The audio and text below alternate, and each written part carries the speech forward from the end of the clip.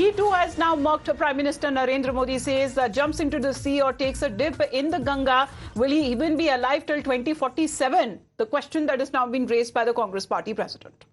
माँ गंगा ने उसको बुलाई है और वो बोल रहे हैं कि 47 तक अब 47 का शाश्वत भी रहेंगे अगर क्योंकि कहीं समंदर में डूबते हैं, कहीं गंगा में डूबते हैं, कभी गुहा में जाते हैं, कभी अकेले तपस्या करते हैं। उस तपस्या का फल अगर उनको मिलने वाला है तो मुझे मालूम नहीं।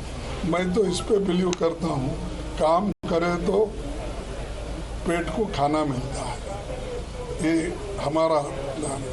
अगर आप अच्छा काम किए रिजल्ट अच्छा रहता है। If you do good thing, good result will be there. If you do bad thing, bad result will be there. अगर उनको बुरा करके अच्छा रिजल्ट मिलता है तो उनको छोड़े। अगर हम बोल रहे हैं भाई ये विष है, this is a poison, don't touch it. No, whether it is a poison or not, just I will leak. थोड़ा चाट के देखता हूँ, अगर कोई बोला तो what will be the result? So like that Modi. Karnataka assembly आशीर्वाद दिया है। माँ गंगा ने उसको बुलाई है और वो बोल रहे हैं कि 47 तक अब 47 का शाश्वत भी रहेंगे अगर क्योंकि कहीं समंदर में डूबते हैं, कहीं गंगा में डूबते हैं, कभी गुहा में जाते हैं, कभी अकेले तपस्या करते हैं। उस तपस्या का फल अगर उनको मिलने वाला है तो मुझे मालूम नहीं।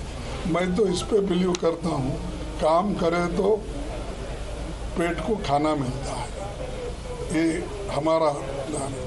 अगर आप अच्छा काम किए रिजल्ट अच्छा रहता है। If you do good thing, good result will be there. Right. Reactions coming in from the Congress leaders. Let me go across to Mr. Nalin Kohli of the BJP. Sir, good afternoon to you. Do you believe that the Congress party leaders are completely missing out on the context as far as the Prime Minister is suggesting that Nune Maa Ganga ne bulaya when he is also again, battling it out from Varanasi? How is the Congress party now taking it, sir, mocking the Prime Minister? The Congress party leaders are perhaps mocking the Honorable Prime Minister because they don't know what else to do. The Congress party, after being in government for 55 years of the 70 years that we were independent, till Prime Minister Modi came in 2014, at that time, all they could talk is about Garibi Hatao, which they never did. So they had slogans which they didn't implement. Prime Minister Modi has set a target of Viksit Bharat in 2047. And he's here he says, to serve the people. So for him, he said, takes inspiration from Maa Ganga, from the holy city of Varanasi, to serve the people of India and make sure his government continues with the developmental agenda of making India a developed country by 2047. But the Congress party, instead of can't find fault with that, so they are making it personal against him. Absolutely, sir. Thank you very much, Mr. Kohli, for your point of view. That's the BJP now reacting, saying that the Congress party seems to be completely missing out on the context because, Sabyasachi, we've seen the reactions that have been coming in as far as what Rahul Gandhi seems to be saying, what Jairam Ramesh has been saying. Of course, the Prime Minister seems to be unhindered when it comes to such kind of attacks from the Congress party, saying that they don't understand as far as his vision is concerned, especially when it comes to 2047. He says that he's there for the country 24/7 till 2047. Well, absolutely. See, Prime Minister Narendra Modi is completely unhindered by this personal attacks coming in from the Congress leaders. See, in the Viksit Bharat 2047 promotional video, Prime Minister Narendra Modi could be seen telling the people that 24/7 for 2047.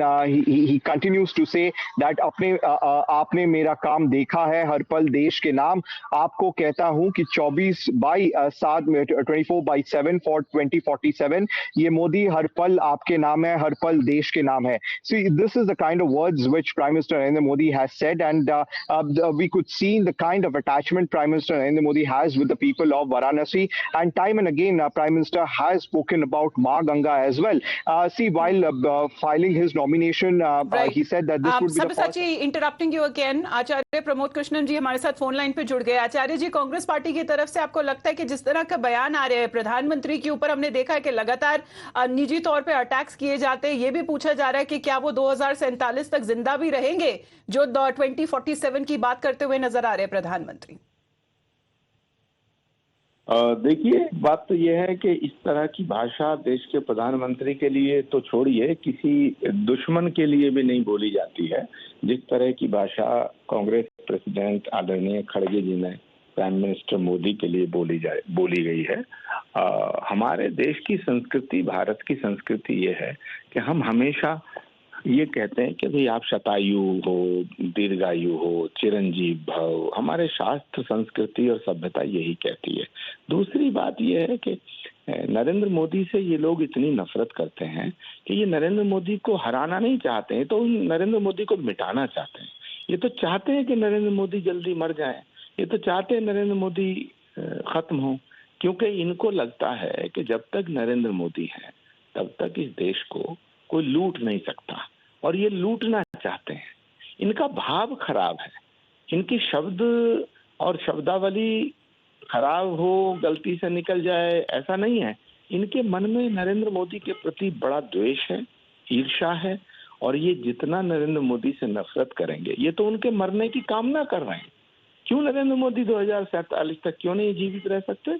अभी उनकी उम्र कितनी है? 90 साल, 95 साल, 100 साल, 102 साल, 105 साल. हमारे यहाँ तो बहुत लोग जीवित रहते हैं, और हम भगवान से प्रार्थना करते हैं कि वो शतायु हों, वो दीर्घायु हों. जी, भारत को नरेंद्र मोदी की जरूरत है.